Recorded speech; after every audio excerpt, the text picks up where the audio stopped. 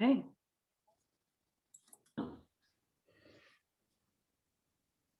Okay, we're now live.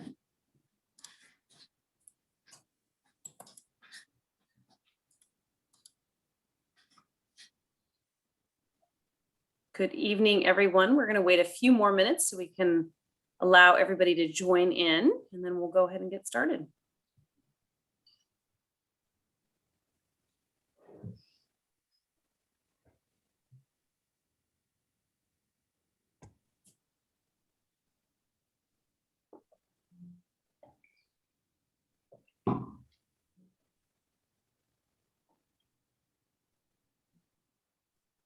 All right, well, let's go ahead and get started. Good evening, everyone.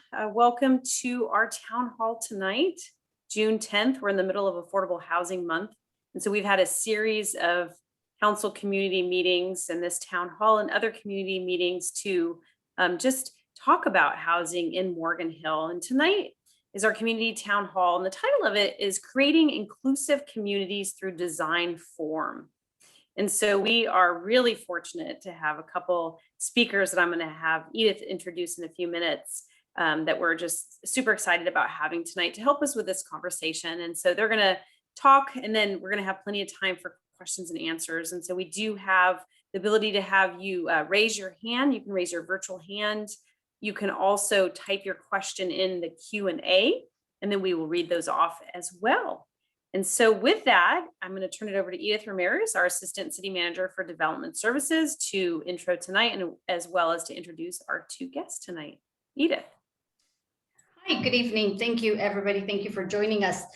This is part of a series of housing conversations that we're having in our community as part of Housing Month. I guess Housing Month has already kind of come and gone, but we're well engaging the rest of the community, as housing is such a big issue for many communities in the Bay Area.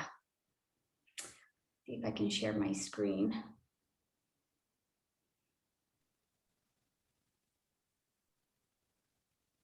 All right, can you see my screen? Very good. So today, there we go. So we started also a conversation recently on diversity, equity, and inclusion. And we're trying to figure out, what does that mean? What does that mean to our community? What does that mean to our built environment? What does that mean to our neighbors, to the way that we construct projects, to the way that we socialize and live with one another? So today, we want to start with the question of how can Morgan Hill be more welcoming, be more inviting, be more inclusive? How through inclusivity and through design can we bridge the gap for social, cultural, and economic inequalities? And today, we want to start that conversation. We invite you, we really want it to be a conversation. We want as much dialogue as we can get. We are all here ready to learn. And with that, we have the joy of having some good friends join us today. So we have a couple of presenters. Our first presenter is Jeff Oberdorfer, who is the principal at Housing and Development Consulting. He was formerly an executive director at First Community Housing. And Jeff and I kind of crossed paths, but he had already left when back at the redevelopment agency. And he continues to be active, and now also an adjunct professor at University of San Francisco. And also another person that I've had the chance to cross paths over the years is Frank Fuller. Frank is someone that we know and have engaged here in our community, as from time to time he comes and helps us problem solve design issues. So Frank, right now, he is a partner at Urban Field Studio, has over 38 years of experience in architecture and urban design. He is also very active with ULI, often doing the technical advisory panels, and we appreciate the engagement from both of you. So again, questions on the chat. And after that, we expect that the team and our development services director, Jennifer Carmen and I will be able to participate in the conversation that we'll have afterwards. So with that, a little bit of grounding. So even though I said that we're starting with this diversity, equity, and inclusion conversation in our community, we do have some grounding with our general plan that has language that talks about our commitment to affordable housing, the community that we want to be. Our general plan 2035 talks about a community that is welcoming to all ages, and it's inviting, and it's easy to access, right? So with some of those parameters and language, then we get into, well, how do we go about doing that? So we'll talk about what Morgan Hill does, but before we do, we want to hear from Jeff and talk about what he has seen on actual projects and how projects get designed in a way that within the project building, how can they create inclusivity within that design and how they fit with their surrounding properties and neighborhoods. With that, Jeff, take it away, and I'll be happy to drive for you. Thank you. Well, this first slide is Villa Montgomery in Redwood City. And it's an interesting building because it was the first infill affordable housing project in downtown Redwood City. And the city was very, very conscious of it being a high quality building. And I'll talk about that a little bit later, but it's 58 units. And when you look at the building, you may say it looks bigger than 58 units. And that's because they're all 2 and 3 bedrooms. So one of the things I think is important as we design larger and larger and more dense housing is to start counting bedrooms instead of units. And I think now with the housing crunch, we're hearing about projects that have, 100 units, 150 units, but if there's studios or 3 bedrooms, it makes a huge difference. So if you were counting bedrooms here, there'd be 110 to maybe 150 bedrooms. And that tells you a lot more about the building than 58 units. I also wanted to talk about some of the misconceptions and myths about affordable housing, particularly affordable housing that's larger rental units, and some of the concerns people have about, well, what happens when all those people live together in one place? And the answer is, go on to the next slide, please, is that actually most people who live in affordable housing are so grateful to be in a housing that's both beautiful and has great enhanced services that there's not that many problems, as you might think, with putting a lot of people in one place. And there's a lot of tools and strategies for dealing with the scale of larger buildings that I wanted to touch on real quickly here.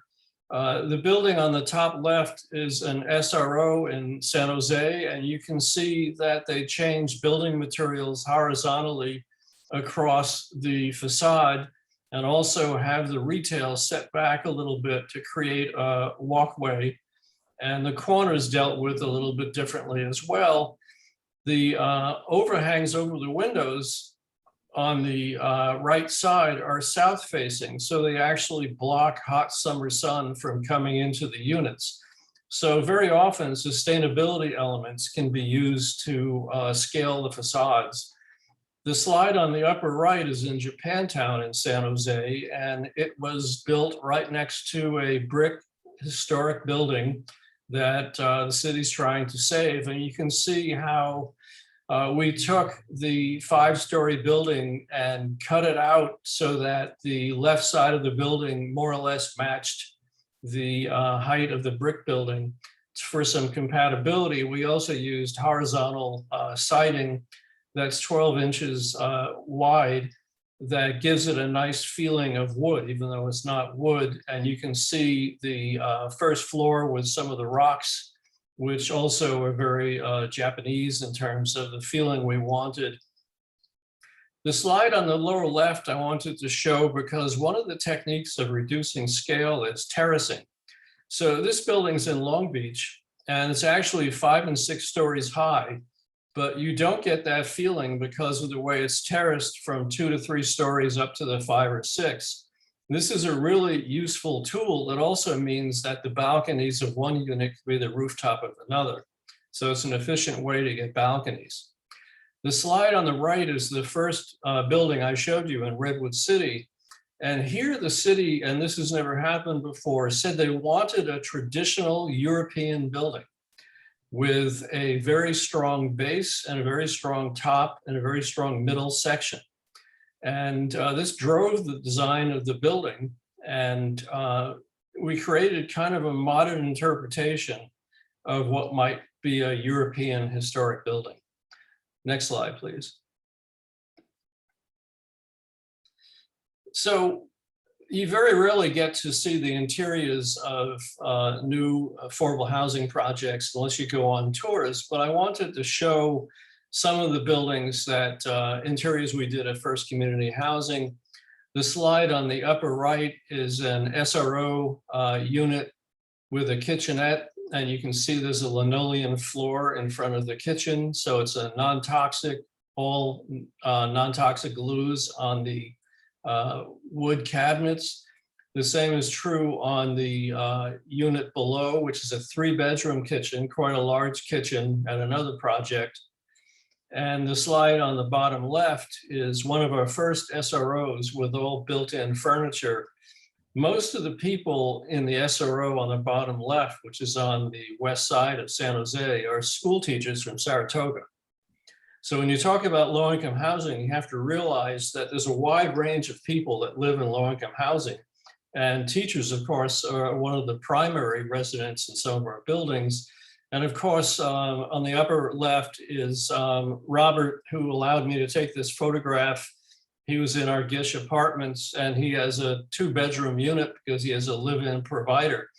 And one of the things about building so many SROs and studios is that it's very difficult for seniors or people with disabilities who need live-in help to get a unit.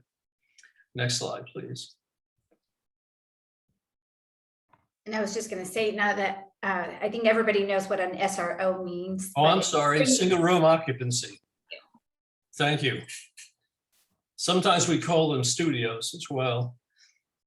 So these are some of the interior spaces you'll find in an affordable housing project, bright and airy. Depending on the amount of residents, we may have several on each floor. And the more dense a building is, I believe the more they need a lot of outdoor space and indoor space. So we have Wi-Fi and computers in some of the rooms. Most of them have kitchenettes, and they're very heavily used, even though the photographer who took these doesn't like to have people in his photographs. So I had to sneak the one on the right in because I like to see people for scale, and also they're the ones using the building. But these are interiors of affordable housing, and this could easily be upper end market rate housing. So it's a very different image than people assume would be in affordable housing. Next slide, please. So this is the last one I wanted to show, just some of the amenities that we have in the affordable projects. Outdoor seating in Salinas at the senior housing project on the upper left. The building in the middle with the panels. There's a photovoltaic or PV panels for solar electricity, and they provide shading to the tot lot at noon. And that's on the 9th floor of a Farmley housing project. Another thing that we started doing and became increasingly part of all our projects is bike closets or bike barns, to not only encourage people to use bicycles, but also because bicycles are expensive and they get stolen pretty often. So having a secure place to park your bike and know that it's going to be safe is really important. And that became a feature in many of our buildings. The bottom left, raised gardens for seniors. People line up for these sometimes years in advance to try to get one of these to grow tomatoes or vegetables or herbs. And they're a great conversation area in an outdoor space outside of the community room. And then on the bottom two to the right, These are in Morgan Hill. This is Murphy Ranch, which we did in the, what, must have been around 2005. It's a 100-unit townhouse project on 7 acres, and this is the swimming pool. And you could see that most of the units have common areas and balconies that overlook the rec building and the pool. And, when we first did this, we think, well, pool's pretty expensive to maintain, but then we said, well, we have 100 townhouses, so we could have over 120 to 150 children. We need some kind of recreation, and the swimming pool, especially in the summers in Morgan Hill, made a lot of sense. So this is the focus point of this whole project. And you could see that at the time we used fairly bold colors for Morgan Hill, trying to pick up on the old ranch buildings that were near this on Dunn Avenue. So that's the last slide I have. I just wanted to throw out a lot of ideas, and hopefully afterwards Frank and I can answer any questions that come up from looking at these photos. Thank you. Thank you, Jeff. So the majority, just super quickly, the majority of these projects are affordable housing, or all of them? Everything I showed is affordable except the ochre colored project in Long Beach. That was market rate. Yeah, and I appreciated some of the designs of the standalone projects, because this community, we're very proud of our affordable housing program, where 1 of every 8 homes is income restricted in the community, whether it's by ownership or rental. But we have worked really hard to make sure that the affordable housing units are integrated throughout the projects that happen in the community, throughout the developments, and that they're scattered and that they look the same. But now, for new to us, we're getting standalone affordable, all affordable housing projects that look different than what we're used to. So I appreciated some of your earlier pictures, and with that, I think it's a good transition, and we'll get back into the conversation and engage on how to do this. But so now over to Frank Fuller to talk about, well, above and beyond the actual building form, how do we get to integrate these projects throughout the community and throughout the streetscape and the built environment? Frank, do you want to share your screen? Yes, thank you, Edith. Thank you, Jeff. And let me share my screen. And so what I'm going to do is make it larger so everyone can see it, hopefully. So please tell me if you can see it okay. How about that, Edith? Can you see it?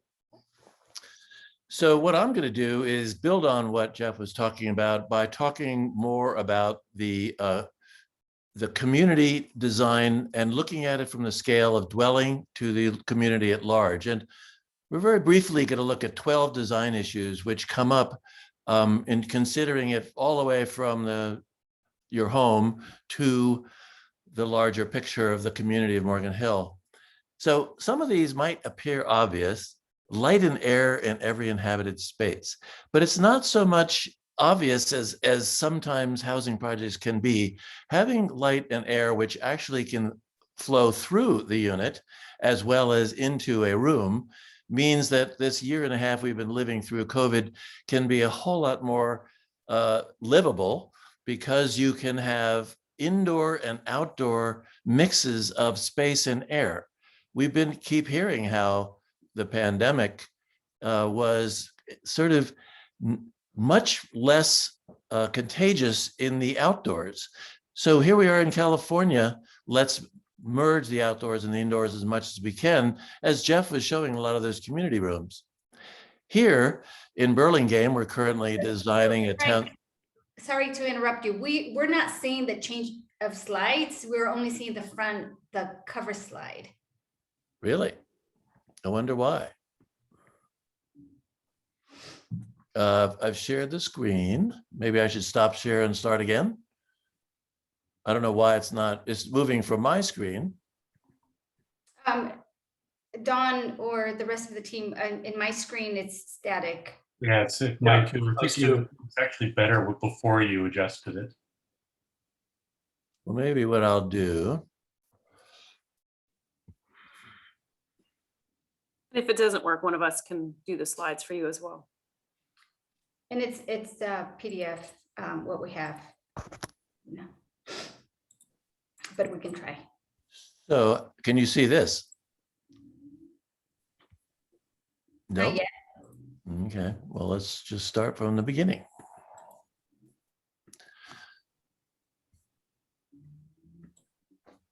So can you see that? Mhm. Okay, let's try advancing. Can you see that? Yay. Better. But Good. I won't go full screen then, if everyone can see what I'm talking about. All right, so this is just saying what I'm going to say. This was the first slide about light and air, which everyone might think is commonplace, but not necessarily, and particularly if you want that air to go through, through ventilation, which has been so important for COVID and for livability. And that idea of integrating indoor and outdoor spaces where sidewalks, streets, communal spaces can actually have that indoor-outdoor experience can be shown to be in places like this Burlingame Town Square we're currently designing, where the public and the private get to mix that indoor-outdoor, gray being private here. And so that this public space can also use older buildings, like there's a part of a post office on the right for a new project proposed. And then that whole mixture of indoor, outdoor, historic, and old can mix. So that also goes along with the fact that even though we have a drought, sound control, heat control, virus control, at the time when we're living in a more, little more compact, and as we've talked about, inclusive and community spaces, we need to have ways of really using the best practices for when we're inside. All those things that are listed on the right are part of our air. So it's very important about how the heating, ventilation, and air conditioning, we talked a little about ventilation, but how that all works for the insides of our buildings as well as the indoor-outdoor mix. Now, another factor which Jeff's projects really showed is how people can keep privacy when we are working and living in more compact environments, sometimes in the same environment. Well, here we're getting the privacy because it's over spaces that are commercial. So the busy street space and the other spaces that are commercial are separated. Or in this case, you're up above, but you're also in a space that shares indoor and outdoor, and you can actually be private in a semi-private communal space, as some of the ones that Jeff showed, a residential courtyard. Now, another thing that comes up a lot in how the community views itself and how it's interrelated, particularly if it's going to be inclusive, is security. Well, one thing that really shows up, and this has been true in the open spaces we've been designing, is security through community interaction. And certainly Morgan Hill, through many different events that I've been very fortunate to participate in, have this security through things like markets and celebrations and parades and other events. There's also the idea, which is not new, but the idea that eyes on the street, or living and being able to see, living and be even able to photograph and video if necessary, comes from being able to live above those very communal spaces. And another feature which we've been talking about, and Jeff certainly has been addressing, is homes for all local residents, homes for everyone. In this case, these are built right on the ground in very, three-story type configurations. There are also different kinds of styles. And one of the things I've been very impressed with Morgan Hill, particularly in the downtown, is how there are various kinds of styles and various eclectic, I would call it, building styles that actually add to the richness of the community. So when you get to open space and how open spaces interrelate with the livability of different buildings and different mixed-use buildings, those balconies and how they're arranged and how they look out on the open space and how they are interrelated with a unit, even spaces like on the lower left there, which is more of a courtyard indentation, all are part of the web of the city to make different spaces livable. And of course, it goes above ground too, is whether it's roofscape or in this case, not quite roofscape, but again, this idea of being able to be indoor, outdoor, having private space for different kinds of public space, here part of a residential project. Go along with the idea that when you're down at the street level, we know from the last year and a half that streets have become much more public spaces. Now, they always have been public, but how public in terms of usability other than for the car is a huge issue. Here, parklets being added to sidewalk spaces in a street in San Francisco. And that really leads to how open spaces are tied into city networks. And so in this 9 of 12 idea, plazas and courtyards, of course, can be used for many different things. And they can be used at night, and they can be used for promenading and different kinds of meetings. And I was impressed when we designed a town green for the city of Rancho Cucamonga in Southern California, that what they've done is make a storyboard on their website of all the trails and connections and amenities and open spaces of different sizes to show you, that is the community, how you can go from one to the other. They actually have some that are by horses, but most of it's by bicycle and walking. And then it's important, as we talk about a network of open spaces that make the livability and the inclusiveness more, to have fun things to do, just activities or you could do along the way, or you can see the sort of a promenade in between places to play and have events and games. And that ties into the idea that really we are using a lot of spaces that are inside and outside that are not the home and the office. Of course, sometimes the home and office have been one recently, but here's a small park with water providing a nice background sound, people doing different things. And then this is often called the third place, places where you meet a friend, do some work, just be out of the other two places because you need a change. And that ties in with that whole idea of what can you walk to get to those kind of places. So here's when we were working on this plan down in Anaheim, their central part of Anaheim, if you just take the idea of laying quarter-mile circles around your town to see what you can walk to within 5 minutes, 5 to 8 minutes for a quarter mile, or the bigger circle up in the upper left on that left drawing is a half a mile. So let's say 15-minute walk. You start to see how walkable a neighborhood and group of neighborhoods in a part of the community is. Sometimes it's called the 15-minute city. And just going back to that for a minute, you could see the small scale of streets and alleys that allow that whole framework to be set up, and for then the bicycle trails to be overlaid on that. So you get all different characters of streets within the community. So if you need to go to amenities, you need to go to the needs for shopping or whatever it might be, is it within 15 minutes? Can you then even take longer and bicycle to it? Here, actually, this is a proposal for bicycle and pedestrian overpass with community facilities crossing a railroad track. What if there was something like that over 101 in addition to highway bridges, to make sure that you could actually get there? And finally, connections can be via small vehicles. In this case, these are autonomous vehicles still with drivers, but autonomous. You can call up on your cell phone in downtown Anaheim, and there are prescribed routes, or these little vehicles go around and collect, anywhere from 1 to 6 people and go where you want to go. And this is sort of one way of it, the future, in addition to bicycles and electric bikes and other scooters. So very briefly, those are 12 ideas among very many that can look at community design and community inclusiveness for livability. Thank you.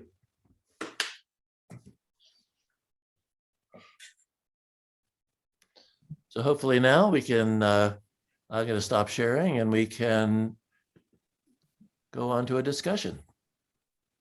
Edith, do you want to say a few words before we do Q&A? Well, I'm excited. I have a whole bunch of questions, but I'm ready.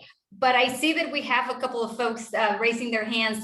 So Christina, maybe we do back and forth. Maybe we Yeah, allow that community to that engage. sounds great.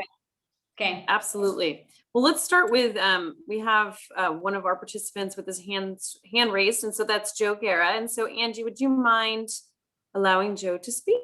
And Joe, you should be able to unmute. Great, thank you. Good evening, Madam City Manager and Morgan Hill teammates. And hi to Jeff and Frank. I suddenly feel like I've been transported 20 years in the past to show up at a meeting that the two of you were at. I'm going to start my comments tonight. I'm with Brookfield Properties. I'm going to start my comments tonight the way I have at every housing discussion for the last 2 months, which is thank you to Morgan Hill for doing a better job than any city around here in meeting your RENA goals. Short one, but meeting everything else. And, the ongoing commitment to try to figure out if there's other ways to do this, which this workshop in and of itself sort of shows. But, I think that the one thing, I don't really have a question. It really more is something to throw on the table as you look at different options here. I think a lot of what Jeff talked about, there was one that was not deed restricted affordable. But I think a lot of the conversation is sort of affordability by deed restriction. And I want to throw out there more affordability by design, where, and I've done this with several cities that have muni codes and affordable housing policies that allow alternative methodologies for achieving affordability. And I'm not necessarily suggesting that this gets anybody out of affordability requirements when they're developing, but it's a way to maybe get something else in the mix. And affordability by design, the most recent example I have is a master plan we did in the city of Dublin, where they just accepted that a significant number of our units were small. I mean, there were 1,200 square foot condos or 1,400 square foot townhomes. And they didn't require us to have deed restrictions on them. So they were affordable. They were out there selling. They're half the price of the 3-story townhomes. People that are able to buy them fall into the affordable categories as far as, sort of incomes, but they don't have the deed restriction writing with them for 40 or 45 years. So it's just an idea to throw out there. And, there are ways beyond just letting a developer have some extra units, which sometimes maybe not making the project more dense, but saying, we'll give you 10 more units if you'll make them small or much smaller than what you're building.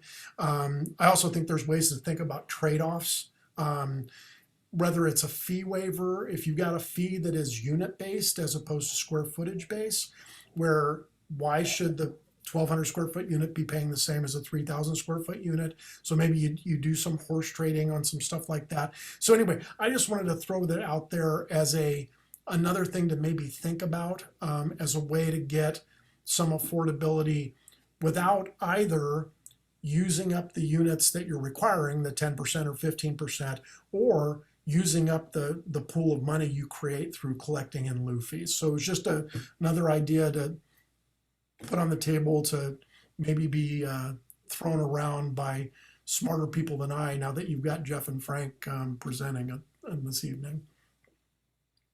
Thank you, Joe, for chiming in. Thank you for joining us. We had the benefit of also Joe participating at the Planning Commission meeting where we had a workshop on our inclusionary housing ordinance. So appreciate the amount of investment you're putting in Morgan Hill. I want to open that up to Frank and Jeff to kind of share their thoughts on what does that mean, affordability by design, and a couple of things that immediately for me come to mind is, Morgan Hill has been known to have that bigger home, right? To have that bigger backyard and a very coveted community for that. But affordability also means not everybody can afford to buy a house. So having rental product is affordability by design. And the issue of size of units, I think is a really interesting conversation. So I'm gonna kick it over to Jeff first and then Frank to chime in on that. And Jen, always welcome you to just jump in. So Jeff. It's an interesting comment. And I'm actually working with a couple of churches right now that want to build affordable housing, but don't want the 55-year restrictions on their property. So what Joe's saying is certainly possible. And there are a lot of units being built, small units. And I think all units that we build in the United States should be smaller, including houses. I mean, we used to have this argument with the US Green Building Council. Can you really give somebody LEED gold for doing a 6,000 square foot single family residence? And the answer is no, we shouldn't. We shouldn't be building that. So small units that could rent or sell for less are definitely part of a larger piece. And we need to get as many different ideas out there as possible. I think that where we fall with that approach is you don't see it with family housing. It's mostly with studios and small one bedrooms. So that's the only comment I would make about that. But I think we need as many approaches as possible. There are a couple of business people that I know that are building affordable housing through people who were donating money with the guarantee that only get a certain percentage of the profits. And even then, they still have to go to the city to get home funds or CDBG funds, which does tie them into some federal regulations. But I think we need to have everything on the table. Thank you. Frank? So I just like to emphasize that Morgan Hill has such a wonderful mix of open spaces. I mean, after all, you're in the valley. You also go up in the hills on either side. You have a lot of different open spaces. I would just stress the fact that if you can look at, I think they were called clusters or amenities or hubs or nodes. In other words, all those places, like I understand the hospital that's near Cochrane Commons is being redone. There are several shopping centers that are going to probably be revitalized and have a new life. And the ways of getting to those and the ways that you knit together different aspects of open space means that the density that people might be afraid of mixed with good design, as Jeff was talking about for the residential, means that you really don't have to be concerned about there being something taken over by way too large buildings. Most of what we showed and what Jeff was showing was in the 3 to 6 story range. And if you work with how the streets are work with that and open spaces, and even the spaces within them themselves and step backs and things and design, then you've really got the best of both worlds. I'd also like to say something about the Edith, like what you brought up of the separate financing and therefore standalone affordable housing. Boy, is that showing up all around the country. And when the Urban Land Institute looks at that, it is everywhere. And often because of that whole financing strategy, the stack of different kinds of financing necessary to put together one of the projects makes it really tough to make that work with mixing with an affordable with the market rate. And so you do wind up with standalone, but as Jeff so well pointed out, and this first community housing is done for years now, affordable housing doesn't necessarily mean it's bad housing. Sometimes I look at affordable housing projects and I tour through the affordable and I'm saying, wait a minute, which one is which? Because the amenities are so amazing and you think maybe, well, it's affordable, it's all those bad people. No, it's your children, it's teachers, it's firemen, it's all the people, all the people you want, like, are my children going to come live where I live? No, it's going to be very tough. And so it's us, it's our community.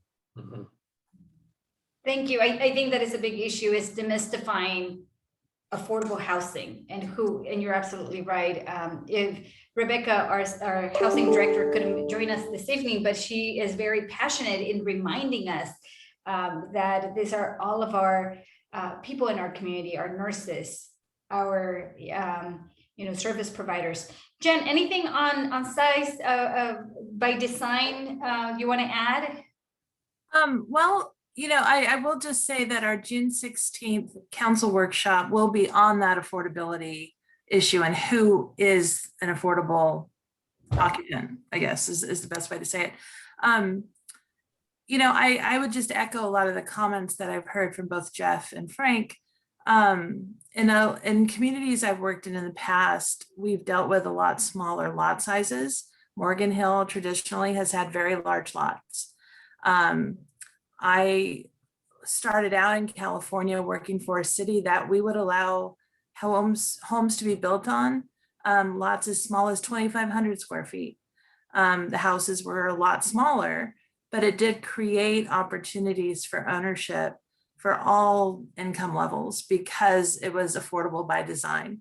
And that is something that we think about sometimes with residential small lot zoning, if that would be a tool to still encourage ownership for a neighborhood versus having rental product. But there's a huge diversity of unit types and unit styles and lot sizes that could be used to further the affordability of those. And I just wanted to note, we have another Joe with his hand up, not Joe Guerra. So I didn't know if you wanted to let folks talk. Yep, thank you, Jennifer. Angie, if you could unmute Joe. Okay, so I guess I got two questions, right? The first one is, there was a lot of affordable project slide units and various types. What was the level of affordability in those projects? It depends on the project. They normally are between 30 to 60% area median income, which is the median income for the county. Okay, so when I look at those projects, especially the ones that had the step backs and things, we're not getting designs like that. We're getting square rectangular boxes, some of it being prefabbed. When you're seeing that kind of thing, how do you use some of those techniques that you're talking about to make it work? Well, I think going through the planning commission and city council and neighborhood meetings, if people have issues with the scale, not with the size, but the scale, those can be suggested by staff. Why don't you try terracing to break down the scale? I mean, it's often done in retail areas where we'll have retail for 1 or 2 stories and then set back 10 or 15 feet, and then there's residential. So that's something that's not necessarily new. It's a matter of, I think now, because of some of the programs coming out of the state, that people are building just from property line to property line without thinking about amenities. I mean, I've talked about this with office buildings until about the mid 1960s, when a corporation built a high-rise building, they would have a large public plaza. They considered it part of their responsibility to the community. The same way in Chicago, the major street in the downtown area is funded by the department stores. So I think we need that sense of responsibility with housing developers. And one way to get at it, which I started with counting the bedrooms or the people rather than the units, is if you have a significant amount of people, there needs to be some open space. And that's a legitimate concern that you could tell the developers, we think you need more open space. And it could be on the 2nd or 3rd floor that's trellised or terraced back. Doesn't have to be at ground level necessarily. So there are ways to deal with that. And I think it's just a matter of community pressure. So, okay, so I know we built some affordable projects south of Dunn Monterey. One was a three different site project, and all 3 buildings were quite different. 2 of them, I believe, had step back terraces where you had an open area upstairs that was opened up. One of them didn't, but it did some other things, but they were also a little bit smaller buildings. What we're seeing now in a couple of projects coming through are much more rectangular boxes. One's a prefab, I believe, and it's all lost. It's not there. And how do you push it in? With today's rules, all we can do is make suggestions. And we can probably make suggestions really hard, and I'm sure Jennifer does. But we're not making progress. And if we try to change the code, I'm afraid it's going to come back and say, wait a minute, you're adding cost. Okay, and one of these projects, neither of these projects are particularly small for Morgan Hill, but one of them's 200 and some units, I Yeah. believe. So, Joe and Jeff and Frank, just so you know, Joe is Joe Mueller from our Planning Commission. Thank you, Joe. I think you're bringing up a really good issue and it's an issue that we as staff and as a city, we're trying to put our arms around. I want to be cognizant of time only because one, I have a couple of questions that I also want to ask. And I know we have also another hand raised and we're trying to be respectful and finish at 6:30. Any other last questions, Joe? Because we want to move on to the other I'll question. defer. Okay. Very All good. right, so we have John McKay. Angie, if you want to unmute John. Hello, thank you very much. Good to see you, Frank. It's been quite a while. It's great to see some that did so much early planning. It's wonderful to see you. I have two questions. One, I'm going to piggyback off of this affordable by design, something that actually, Joe, if you're still online, we tried to initiate 4 or 5 years ago. All through the peninsula, you have homes that are 900 to 1,200 square feet, and they were perfectly fine for families of 4 or 5. So is there, I guess the question right now is there still a push for those smaller size homes? And I guess the question is, we would have to rezone. Do we have to rezone to create lots small enough to basically accommodate a smaller size home? But I do believe that would answer Joe's question as far as having an appealing design, because a lot of those were craftsman style homes. Frank, Jeff, what have you guys been seeing around the Bay Area? You want to start, Jeff? I'm trying to think about how to answer that. In general, the size of units on affordable rentals are going to be smaller.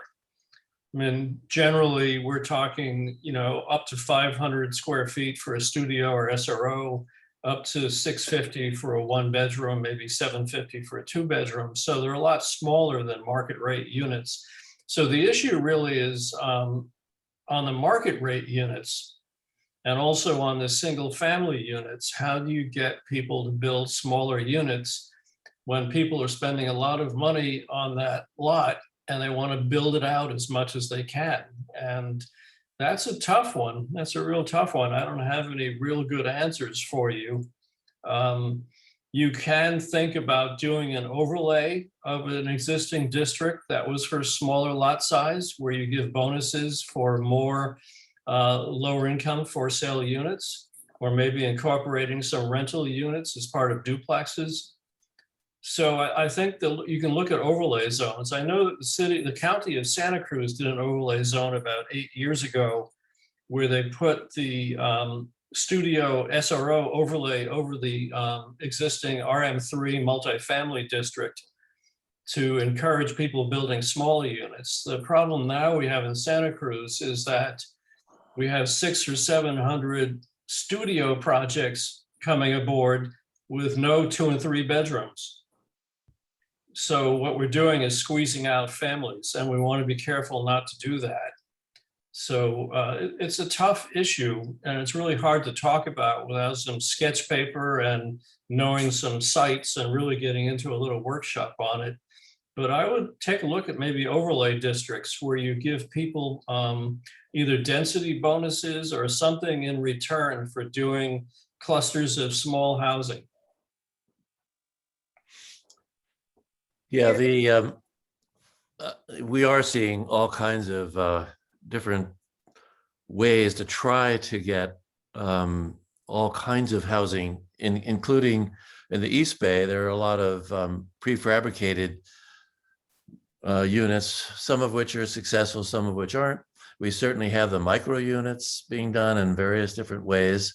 If we talk about all the way from homeless up, we have a lot of ADUs, and ADUs, which are now certainly possible, the accessory dwelling units, which is a second or even a third unit on a lot, which is something that maybe Jennifer was talking about, in the fact that the lots are so large. I mean, that's another possibility.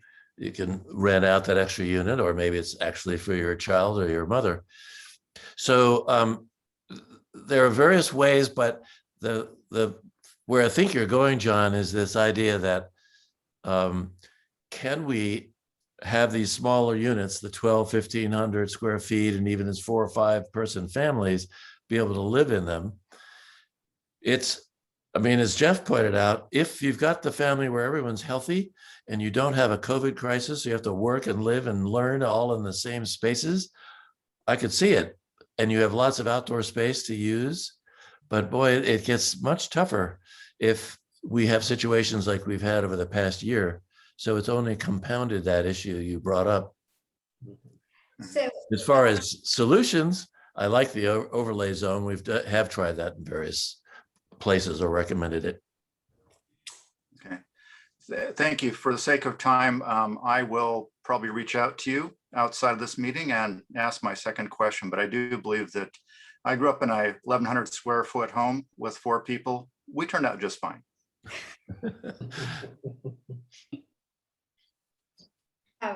John, Thank Edith. you. I was going to say, Councilmember McKay, if you want to ask your second question, go ahead and ask it. Well, real quickly, we're venturing into a community discussion about what we're going to do with the downtown, and we have the potential of creating more space. The question that was asked me when I first started talking about this by previous city manager Ed Tweez was, who owns the land that has been created for public use? Who really should be getting the use of that land? How should we treat that land? And so I'm just wondering if there's kind of been a general way that communities have treated space that they've recovered from what used to be auto traffic lanes. Thank you. All right, so with that, I don't know if Frank or Well- Jeff want to chime in on that. Otherwise, I want to go into lightning round with a couple more questions. Sure. Well, just quickly, who owns? Well, it's, for the city streets, the city owns them. And so who owns the city?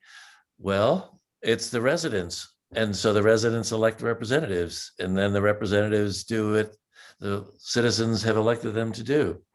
So, but you know how that changes. And so with the COVID over the last year, we've seen remarkable changes. And now the big issue is what's going to stay and what's not. And actually with the Urban Land Institute, we're trying to, we're going to do another technical assistance panel to talk about that very issue. And we're going to use one city, hopefully we're trying to find the city who wants to be the sponsor, because we're going to look at, with a series of people who have experience from around the country, what do you do with that public open space, including streets, which carry vehicles of all manner, not to mention people walking. Very good. So, Thank you. You're welcome. Thank you. So with the last 5-6 minutes, I want to do a bit of a lightning round with some questions. And I don't know if the rest of the team has any other questions, but if not, I'm just going to take advantage of this space. I don't see any other hands raised. So, except for mine. Yes. So, down. Very good. So lightning round, because we have 5 minutes. So Jess. So one of the comments, Frank, you made is that eclectic styles contribute to the richness of the community. And just a couple of words on that from both of you. For us, it's sort of like, what is the Morgan Hill style? And stepping away for styles that don't belong in Morgan Hill sometimes could be uncomfortable. So can you speak to that comment, Frank? Well, no town which is really authentic to me is completely all one style. I mean, Santa Barbara is probably one of the closest around this part of California, but the richness comes how things evolve over time and reflect those time periods, which are reflected with different styles. That's a immersion of styles, eclecticism. You know, I appreciate that because in addition to economic affordability and income of inclusiveness, there's also this concept of cultural inclusiveness. So how can we be inclusive to other cultures, to people that might look different? And what does that look like in terms of design and the building form? So that's where I was going with that. One of the things that I'm getting from this conversation is within the project, by the fact that we have affordable projects, and Jeff, you talked about the nonprofits that are creating standalone affordable projects, they're equipped, they often have the ability to really provide the services to those residents.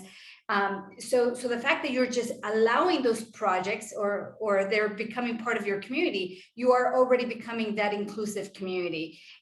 So if you can talk a little bit about that and the challenges that your nonprofits go through to kind of create that space and those services. In Morgan Hill, it's a big issue for us because we feel disconnected from the rest of the county where we feel the core of the services are being provided. Well, with a nonprofit, you're actually either the nonprofit itself or another nonprofit that is contracted by the nonprofit is providing the services. So I know at First Community Housing, we had our own staff that just worked on constantly engaging with our residents and asking them what kinds of things they needed. So we wound up doing small fruit trees on balconies, for instance, or teaching people how to do vegetables in pots on their balconies. When we did the Japantown project that I showed, the residents there wanted some place when they walked into their unit to put their shoes.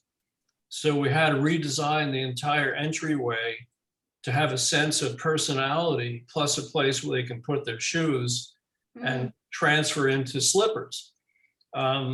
Likewise, I've done a number of projects when I was in private practice for Hispanic families who have large families, and we're concerned about, well, how do we expand to have our family all live on one site? And we tried at First Community Housing, we've never made it work, and I think it could, is to do a 2 or 3 bedroom with a studio unit or SRO next to it, almost like a granny unit, but in a rental. And they do this in Europe all the time, where a family would have an aunt or a grandmother living next door in an ADU or a separate small unit, often with a door that joins the 2 units. So that's something that could be done. And I know that we had a senior project in San Jose where over a period of 5 or 6 years, a very strong Indian Pakistani community started moving in. As people moved out, they would move in. And this one wing of the building always smelled like Indian food. And whenever I went up there, I'd feel starved because of the fragrances, but other people found it offensive. So there's always that cultural conflict. And especially in Santa Clara, where it's just such a mixed community ethnically, that, I talked about that 9-story building we have where the community is largely Black, Hispanic, Portuguese, Indian, developmentally disabled, some county mental health clients, and these folks get along great together. The impression is that when they got together that they wouldn't, but the mix is really tremendous. And I remember when I first started doing developmentally disabled residents in our projects, the head of the developmentally disabled services in Santa Clara told me never to have more than 20 to 25 developmentally disabled people. And the reason was that he didn't want it to seem institutional. He wanted these people to be independent and not be looked at any differently than anybody else in the building. So if there's 150 people and 25 are independent living people with cerebral palsy or in a wheelchair, they almost go unnoticed and fit right in. So some of the feelings we have about how these people are going to come together aren't really the case. In reality, that when people come together in a new building and they've lived other places that are substandard, when they come together, the gratefulness they have towards being in a beautiful building really creates a community cohesion. And I think that not only happens within the building, but as Frank was saying, it happens on a community level in those clusters that he was talking about. That I think that that's one thing that Morgan Hill should look at, is how do you design these clusters where people could get together? I mean, there's a big issue now in San Jose with redevelopment where the Bum family owns the flea market. And the fact that for some people, this is their living. And we don't include that in our economic analysis because it flies under the national product issues, how we look at affordability, how we look at income. And we have to start looking at that as a key component of the community, whether it's farmers markets or flea markets. That's its own economic system. It feels to me that we have to have a 2.0 conversation here because there's so much more that I want to talk to you guys about and invite others in the community. And I know we are at time, so we need to wrap it up. But as we leave this, my last question, and I won't ask it, but I will set the stage for future conversations is. Frank, you in your presentation, a lot of what I saw in your presentation was creating inclusivity through open space and linkages and giving the space to the community to really come together. You need to create that space so the community from whatever they come from can be in one place. And we saw that firsthand in downtown when we created the very first downtown parks. The first park was a pop-up park. It was a parking lot that we created into a pop-up park. And all of a sudden we started seeing families, people pushing strollers. We started seeing the workers that work at the restaurants come out with their families. The age and the color and the diversity really change in downtown. So we have seen that firsthand. So I don't know that it would be fair to even ask the question, but for us, one of the conversations as we are continuing to enhance our downtown and is becoming beautiful, somebody made the comment that, hey, as we continue to grow and enhance downtown, and it's great that it's becoming Santana Row-ish, but how do we make sure that it continues to be welcoming? And it's intentional, right? It doesn't happen by mistake. We have to intentionally figure out how to create that inclusivity. So to me, that should be the next conversation that we have. But I know we are at 6:33 and people probably are anxious to go to dinner and see what their kids have done as we've been here in this call. So with that, any last words for us, Jeff and Frank, that your best advice to the city of Morgan Hill, to the community of Morgan Hill, as we want to be more inclusive going forward? Last word of advice for us. I would say keep doing what you're doing. That these kind of discussions are really critical. And especially once we're off Zoom and can meet in person, they, I think, become even more relevant. Yeah, I would keep going with the improvements and the events that make what you were just talking about, Edith, work for the interconnectivity, open spaces, and then outside of downtown, the other clusters and amenities that can really bind neighborhoods and be inclusive. All right, Christina. Back to All you. right.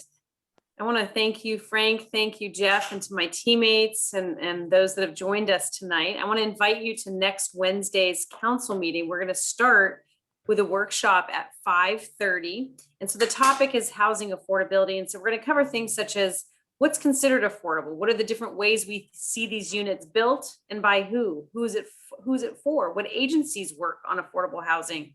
And then the city's history of affordable housing production as well as current efforts. And so once again, next Wednesday at 5:30. And with that, I want to just say goodnight and hope to see you all soon. Take care. Thank you. Thank you. Thank you, Frank. Thank you, Jeff. Thank you, teammates. Good night. Good night.